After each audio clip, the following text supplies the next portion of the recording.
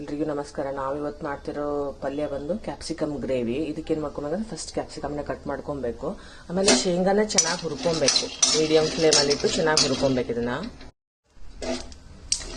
ಈ ತರ ಆಗೋವರೆಗೆ ಚೆನ್ನಾಗಿ ಹುರ್ಕೊಬೇಕು. ಈ ತರ ಕಾಣೋದು ನೋಡಿ, ಹುರಿದೋರ್ ತರ. ಇಷ್ಟ ಆದಾಗ ಬಂದ್ ಮಾಡಿ ಇದು ಆರಕ್ಕೆ ಬಿಡ್ಬೇಕು. ಆರಕ್ಕೆ ಬಿಟ್ಟು ಮಿಕ್ಸಿ ಮಾಡಿ ಇಟ್ಕೊಳ್ಳಿ.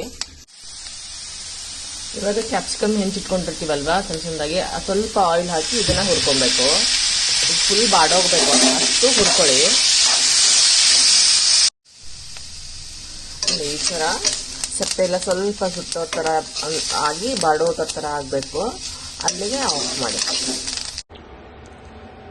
ಇವಾಗ ಶೇಂಗಾ ಎಲ್ಲ ಪುಡಿ ಮಾಡಿ ಇಟ್ಕೊಂಡಿದೀವಿ, ಹುರಿದಿದ್ದಿದೆ. ಆಮೇಲೆ ಇದಕ್ಕೇನ್ ಬೇಕಂತಂದ್ರೆ ಈ ಒಗ್ಗರಣೆಗೆ ಟೊಮ್ಯಾಟೊ, ಈರುಳ್ಳಿ, ಕರಿಬೇವು, ಕೊತ್ತಂಬರಿ ಇದ್ರೆ ಕೊತ್ತಂಬರಿ, ಆಮೇಲೆ ಸಾಸಿವೆ, ಜೀರಿಗೆ, ಅರಿಶಿನ ಪುಡಿ, ಸಕ್ಕರೆ, ಆಮೇಲೆ ಉಪ್ಪು, ಆಮೇಲೆ ಮಸಾಲಾ ಖಾರ ತಗೊಂಡಿದ್ದೀನಿ. ಮಸಾಲಾ ಖಾರ ಇಲ್ದವರು ಅರ್ಧ ಸ್ಪೂನ್ ಧನಿಯಾ ಪೌಡ್ರು, ಜೀರಾ ಪೌಡ್ರು, ಗರಂ ಮಸಾಲ, ಆಮೇಲೆ ಖಾರಕ್ಕೆ ತಕ್ಕ ಎಷ್ಟು ಬೇಕೋ ಅಷ್ಟು ಖಾರದ ಪುಡಿ ಹಾಕೊಳ್ಳಿ.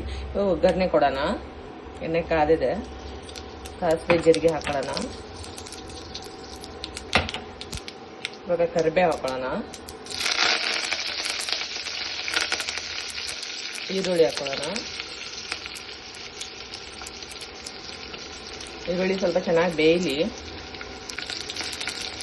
ಈಗ ಈರುಳ್ಳಿ ಬೆಂದಿದೆ, ಟೊಮೆಟೊ ಹಾಕೊಳ್ಳೋಣ. ಅದಕ್ಕೆ ಸ್ವಲ್ಪ ಸಕ್ಕರೆ, ಆಮೇಲೆ ಉಪ್ಪು ಹಾಕೋಣ. ಅದು ಟೊಮೆಟೊ ಬೇಗ ಬೇಯುತ್ತೆ. ಉಪ್ಪು ಸ್ವಲ್ಪ ಹಾಕೋಣ. ರುಚಿ ನೋಡ್ಕೊಂಡು ಆಮೇಲೆ ಬೇಕಾದ್ರೆ ಆ್ಯಡ್ ಮಾಡಕ್ಕೆ ಬರುತ್ತೆ. ಈ ಟೊಮೆಟೊ ಚೆನ್ನಾಗಿ ಬೇಯಲಿದೆ. ಸ್ವಲ್ಪ ಕ್ಲೋಸ್ ಮಾಡಿ, ಲಿಡ್ ಕ್ಲೋಸ್ ಮಾಡಿ ಸ್ವಲ್ಪ ಬೇಯಿಸ್ಬಿಡೋಣ. ಈಗ ಟೊಮ್ಯಾಟೊ ಬಂದಿದೆ, ಖಾರ ಹಾಕೊಳ್ಳೋಣ. ಆಮೇಲೆ ಅರಿಶಿನ ಪುಡಿ ಹಾಕೊಳ್ಳೋಣ.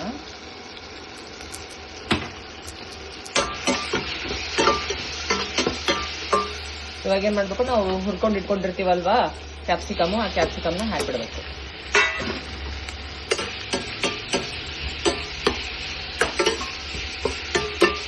ಇಮಿಡಿಯೇಟ್ ಆಗಿ ನಾವು ಇವಾಗ ಶೇಂಗಾ ಪುಡಿ ಮಾಡಿಕೊಂಡಿರೋ ಆ ಪುಡಿನೇ ಹಾಕೊಬೇಕು.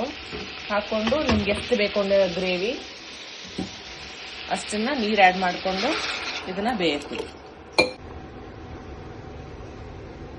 ಒಂದು 5-10 ನಿಮಿಷ ಚೆನ್ನಾಗಿ ಕುದಿಸಿ ಲಾಸ್ಟಲ್ಲಿ ಕೊತ್ತಂಬರಿ ಹಾಕಿ. ಕೊತ್ತಂಬರಿ ಇಲ್ಲ, ಸೊ ನಾನು ಹಾಕ್ತಾ ಇಲ್ಲ. ಸೊ ತುಂಬಾ ಚೆನ್ನಾಗಾಗತ್ತೆ ಟೇಸ್ಟ್. ಗ್ರೇವಿ ಕನ್ಸಿಸ್ಟೆನ್ಸಿನೇ ಇರಲಿ, ತೀರಾ ನೀರ್ ಮಾಡಕ್ ಹೋಗ್ಬೇಡಿ. ಈ ತರ ಇರತ್ತೆ. ಮಾಡ್ಕೊಳ್ಳಿ. Thank you.